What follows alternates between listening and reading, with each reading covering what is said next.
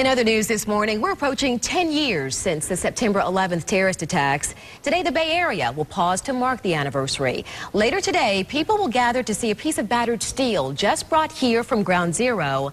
And they'll also remember the sacrifice of so many firefighters and police officers. Our Ashley Glass is live at O'Brien's in Brandon. She's awaiting the arrival of this piece of American history. It's going to be pretty emotional today, Ashley.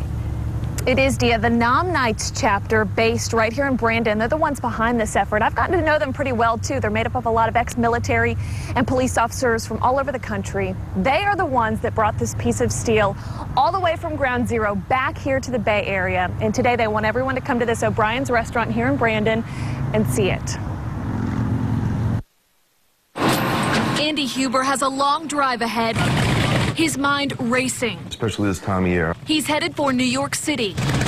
Ground Zero. The memory will never leave me. 20 years as an NYPD detective.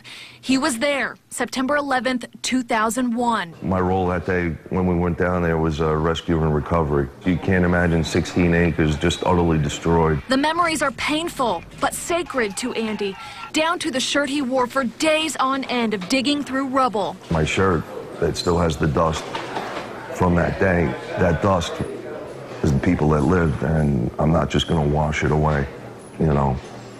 Those are people's lives. A decade since 3,000 people lost their lives, and Andy is marking this time by retrieving a much larger testament to those killed. What we have is a corner piece. A 3-foot, 250-pound piece of steel, battered but withstanding the Twin Tower attacks.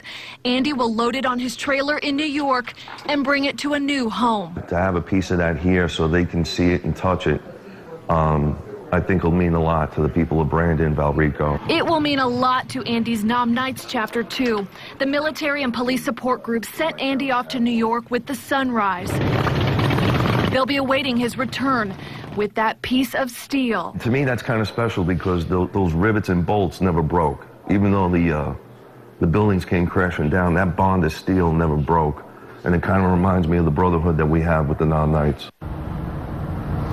I stayed up with Andy on the phone during his whole trip. He tells me all along the way, a Nam Knights chapter in every single state escorted him all along the way via motorcycle so that piece of steel would be protected and it wouldn't be alone.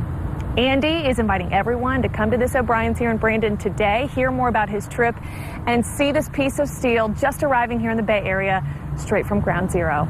In Brandon, Ashley Glass, ABC Action News.